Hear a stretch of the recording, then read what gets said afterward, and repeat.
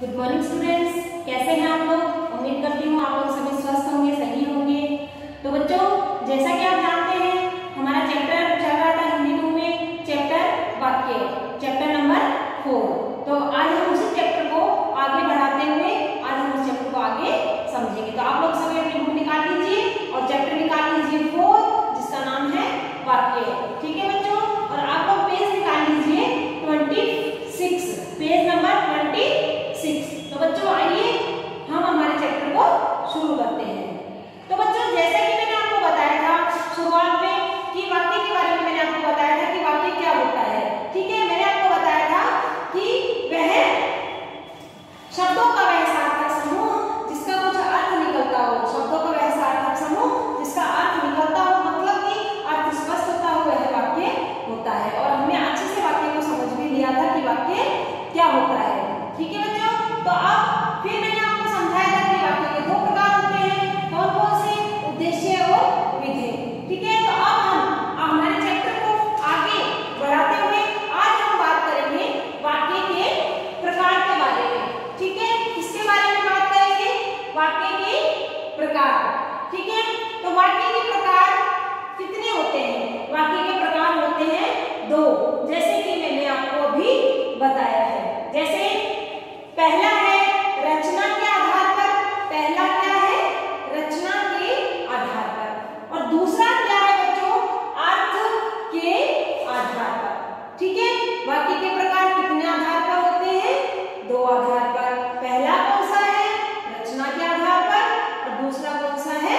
अर्थ के आधार पर। ठीक है बच्चों, तो हम पहले बात करेंगे रचना के आधार पर वाक्य के कितने भेद होते हैं।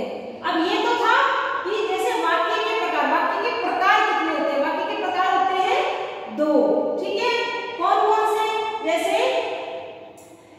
एक तो होता है रचना के आधार पर और दूसरा होता है अर्थ के आधार पर। तो पहले हम बात कर रहे हैं बच्चों कि रचना के आधार पर। तो रचना के आधार पर भी वाक्य के 3 प्रकार होते हैं। कितने होते हैं? 3 प्रकार। ये 3 प्रकार किसके हैं? रचना के आधार पर। ठीक है, तो हमारा पहला है सरल वाक्य। पहला क्या है? सरल वाक्य। तो मैं आपको परिभाषा इसकी पहले समझाती हूँ। आप लोग सभी बुक में अपनी उंगली रख करके, अपनी फिंगर रख करके उसको अच्छे से समझेंगे, जो मैं आपको अभी समझा रही हूँ। तो बच्चों, सरल वाक्य क्या होता है? जैसे देखो, जिस वाक्य में एक उद्देश्य और एक ही विधेय, जिस वाक्य में एक ही उद्देश्य और एक ही विधेय होता है, वह सरल वाक्य कहलाता है। अब आप सोच रहे होंगे कि उद्देश्य और विधेय, तो उद्देश्य और विधेय आपको ध्यान होना चाहिए। मैंने आपको पिछली वीडियो में उद्देश्य के बारे में भी बताया था और विधेय के बारे में भी बताया था। तो जिस वाक्य में केवल एक उद्देश्य होता है और एक ही विधेय होता है, वह सरल वाक्य कहलाता है। तो बच्चों, आइए हम इसे उदाहरण के माध्यम से समझते हैं। जैसे देखो बच्चों, मैंने आपके सामने लिखा है कि सोनू कहानी की किताब पढ़ता है।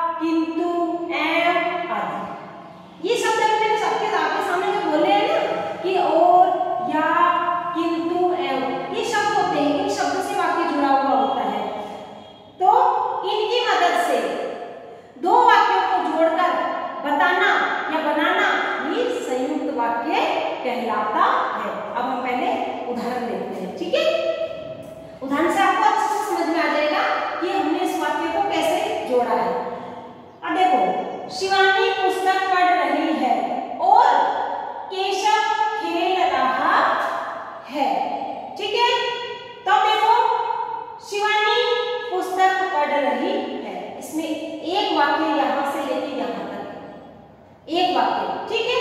अब क्या हो गया, और यहाँ पर क्या है, योजक। अब मैंने आपको शब्द बताया ना कि किन शब्दों से वाक्य जुड़ा हुआ होता है, तो यहाँ पर और किसका काम कर रहा है, योजक का काम, जिससे कि ये दोनों वाक्य आपस में जुड़े हुए हैं। और योजक के चिन्ह मैंने कौन कौन से बताया आपको अभी, ओ, या, किंतु, एवं, वो भी यहाँ पर आते हैं। अगर वो यहाँ पर आते हैं तो उससे भी वाक्य जुड़ जाता है।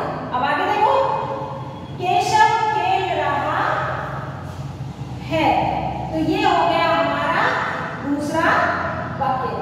अब आपको अच्छे से समझ में आ गया होगा कि किस तरह योजक मतलब ये संयुक्त वाक्य किससे जुड़ा हुआ होता है, योजक शब्दों से। योजक शब्द कौन सा है, और, ठीक है। तो इस और ने इस दूसरे वाक्य को और पहले वाक्य को आपस में जोड़ रखा है। तो इसी तरह हम कह सकते हैं कि जो भी वाक्य योजक शब्द की सहायता से जुड़े हुए होते हैं उन्हें हम संयुक्त वाक्य कहते हैं, ठीक है बच्चों। अब हम बात करेंगे मिश्र वाक्य के बारे में। किसके बारे में बात करेंगे, मिश्र वाक्य के बारे में। अब देखो मिश्र वाक्य का अर्थ, तो हम पहले बुक में परिभाषा देखते हैं कि मिश्र वाक्य का अर्थ, जिस वाक्य में एक प्रधान वाक्य हो, जिस वाक्य में एक प्रधान वाक्य हो और एक या एक से अधिक आश्रित उपवाक्य हो, एक या एक से अधिक आश्रित उपवाक्य हो, वह मिश्रित वाक्य कहलाता है, ठीक है। उदाहरण देखो बच्चों, अगर आप उदाहरण देखोगे तभी आपको समझ में आएगा। अब देखो, वह साड़ी सुंदर है, ठीक है, जो मैंने कल खरीदी थी। अब आप कहोगे कि मैम मिश्रित वाक्य कैसे है, अब मैं बताती हूँ आपको कि वह साड़ी सुंदर है जो मैंने कल खरीदी थी। ये उस साड़ी के बारे में बात कर रही है कि जो इसने कल खरीदी थी, किसी और साड़ी के बारे में नहीं।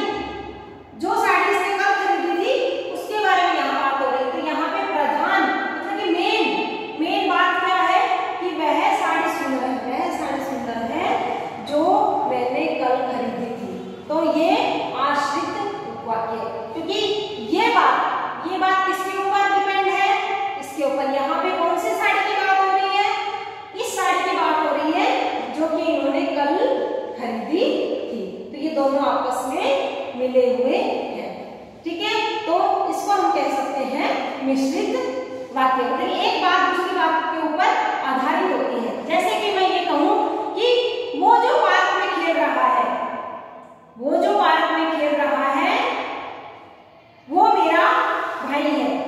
वो जो पार्क में खेल रहे हैं, काफी बच्चे हो सकता है वहां पर पढ़ रहे हो, कुछ बैठे हो, लेकिन वो कह रहे हैं कि वो जो पार्क में खेल रहा है वो मेरा भाई, वो पहचान बता रहा है, ठीक है। तो उसमें एक चीज हमारी मेन भी होती है और दूसरी चीजों पर आधारित होती है, उसे हम मिश्रित वाक्य कह सकते हैं। तो बच्चों अब हम आगे बात करेंगे इसमें अर्थ के आधार पर, ठीक है। तो आप लोग अपनी बुक निकाल लीजिए।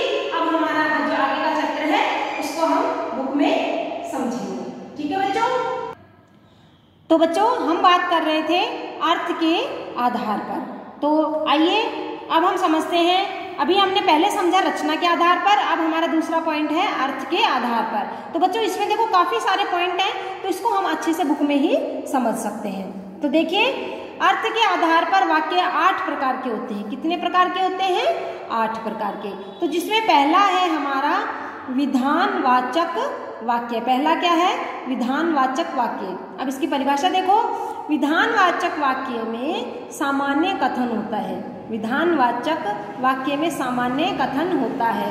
इन वाक्यों में किसी व्यक्ति, वस्तु और स्थिति के बारे में साधारण जानकारी दी जाती है। साधारण मतलब बिल्कुल नॉर्मल, ऐसा कोई विशेष नहीं हो जिसमें, ठीक है। तो जैसे देखो उदाहरण, कुत्ता एक वफादार जानवर होता है, तो ये तो हमें सभी को पता है, इसमें तो कोई विशेष बात नहीं है। तो इसी तरीके जो हमारा जो वाक्य होगा वो बिल्कुल साधारण होगा। कुत्ता एक वफादार जानवर होता है। और दूसरा क्या है? तारे आसमान में चमकते हैं, तो ये भी हमें सबको पता है, इसमें भी कोई विशेष बात नहीं है। तो कहने का मतलब ये है कि जहाँ पर बिल्कुल साधारण वाक्य दिए हों, सिंपल वाक्य दिए हों, वो विधानवाचक वाक्य कहलाता है। अब हम बात करेंगे निषेधवाचक वाक्य के बारे में। निषेध का मतलब होता है किसी भी चीज़ के बारे में मनाही होना, ठीक है। तो अब देखो, इन वाक्यों में किसी काम के नहीं करने का पता चलता है। निषेध, जहाँ पर निषेध आ गया इसका मतलब वहाँ पर नहीं शब्द जरूर आएगा। तो अब ये देखो उदाहरण, मुझे चाय नहीं चाहिए, नहीं आया, मैंने आपको बताया ना अभी, इसमें आया नहीं, तो ये निषेधवाचक वाक्य, ये पहचान होती है। अब इसमें देखो, मैं मैगी नहीं खा सकती, इसमें भी नहीं आ रहा है, तो जहाँ पर नहीं का प्रयोग होता है तो समझ लीजिए वो निषेधवाचक वाक्य कहलाता है। अब हम बात करेंगे प्रश्नवाचक वाक्य के बारे में। तो देखो बेटा, नाम से ही हमें पता चल रहा है कि जहाँ पर प्रश्न का नाम आ गया तो वहाँ पर सिंपल बिल्कुल एकदम प्रश्नवाचक वाक्य होगा। तो देखो, इन वाक्यों में प्रश्न पूछने की सूचना मिलती है। जैसे तुम्हारे पापा का नाम क्या है, तो प्रश्नवाचक है यहाँ पर, सिंपल सी बात है। इसी तरीके से तुम दूध कब पियोगे, मतलब कि प्रश्न किया गया होगा उसमें, तो जहाँ पर प्रश्न किया हो वहाँ पर हमारा वाक्य कौन सा हो जाएगा, प्रश्नवाचक वाक्य। अब हम बात करेंगे आज्ञावाचक वाक्य। अब इसमें भी आप देखो, अपने मन में सोच रहे होंगे कि इसमें भी नाम से पता चल रहा है कि जिसमें आज्ञा दी हुई हो, आज्ञा के बारे में बात हुई हो, वो हमारा आज्ञावाचक वाक्य कहलाता है। जैसे देखो, इन वाक्यों में किसी को आज्ञा या आदेश दिया जाता है, जैसे तुम जल्दी तैयार हो जाओ, शांत होकर बैठो, ठीक है। जैसे हम आपको क्लास में कहते हैं ना कि जाओ तुम शोर मत करो, और अगर शोर करना है तो क्लास से बाहर चले जाओ, मतलब कि हम आपको आदेश दे रहे हैं, आज्ञा दे रहे हैं कि जाओ यहाँ से। इसी प्रकार तो आगे हम देखेंगे संदेहवाचक वाक्य। संदेह मतलब जिसमें कोई शंका हो, है ना, पूरी तो कोई डाउट हो, ठीक है। तो इसमें देखो, इन वाक्यों में कार्य के होने के बारे में संदेह प्रकट किया जाता है, मतलब कि कुछ पता नहीं होता, पक्का नहीं पता होता है हमें। तो इसमें देखो, शायद आज धूप निकलेगी, तो हमें पता नहीं है, पक्का नहीं पता है हमें कि धूप निकलेगी या नहीं। लगता है वह रास्ता भूल गई, मतलब कि हम सोच रहे हैं कि लगता है वह रास्ता भूल गई, उसे हमें उसके बारे में पता नहीं है, हम अंदाजा लगा रहे हैं, ठीक है। इसी प्रकार हम आगे देखते हैं इच्छावाचक वाक्य। इच्छावाचक वाक्य में भी हमें नाम से पता चल रहा है कि जिसमें इच्छा प्रकट की हो। जैसे इन वाक्यों में वक्ता की शुभकामना, इच्छा, आशीर्वाद का बोध होता है। जैसे देखो, तुम सदैव खुश रहो, तो यह हमारी मन से अच्छा है, मतलब कि हम अपने लिए, अपने द्वारा किसी के लिए प्रार्थना करें या आशीर्वाद दें, तो उसे हम इच्छावाचक वाक्य कहते हैं। जैसे तुम सदैव खुश रहो, आपको नववर्ष मंगलमय हो, ठीक है। तो इसी प्रकार हम देखेंगे अब संकेतवाचक वाक्य। संकेतवाचक में हमें मतलब कि एक संकेत दिया होता है, एक इशारा दिया होता है, जैसे हिंट। इन वाक्यों में एक क्रिया दूसरी क्रिया पर आश्रित रहती है। जैसे पहले उदाहरण देखेंगे हम कि वह पढ़ता तो पास हो जाता। अब ये देखो, इसमें ये बात किसके ऊपर डिपेंड है, पास होना किसके ऊपर आधारित है, अगर वो पढ़ता तो, पढ़ने पर, ठीक है। तो जो बात एक के लिए दूसरी पर आश्रित हो तो समझ लेना वहाँ पर संकेतवाचक वाक्य हो, मतलब कि अगर जहाँ पर कंडीशन दी हुई हो तो वहाँ पर संकेतवाचक वाक्य कहलाता है। इसी प्रकार अगर कार तेज न चलाते तो दुर्घटना नहीं होती, ठीक है बच्चों। तो ये भी आपको अच्छे से समझ में आ गया होगा कि अगर वह कार तेज नहीं चलाता तो दुर्घटना नहीं होती, एक बात दूसरी के ऊपर डिपेंड हो रही है। इसी प्रकार हमारा आखिरी पॉइंट हम देखेंगे विस्मयादिबोधक वाक्य। विस्मयादिबोधक मतलब, विस्मयादिबोधक आप छोटी क्लासों से सीखते आ रहे हैं कि विस्मय मतलब कि एकदम से चौंक जाना, एकदम से अचानक से कोई चीज़ होना। इन वाक्यों में जैसे घृणा, घृणा मतलब होता है किसी से नफरत करना, चिढ़ना। हर्ष मतलब होता है खुश, और शोक मतलब होता है दुख, और विस्मय मतलब होता है अचानक से चौंकने का भाव, ठीक है। तो जो ये भाव व्यक्त होते हैं वो विस्मयादिबोधक कहलाते हैं। जैसे देखो, छी छी कितनी गंदगी है ना। इसी तरह वाह सहवाग ने क्या छक्का मारा है। तो बच्चों, मैंने अभी आपको जो सारे के सारे ये जो प्रकार समझाए हैं ये आपको अच्छे से समझ में आ गए होंगे। तो बच्चों, अभी मैंने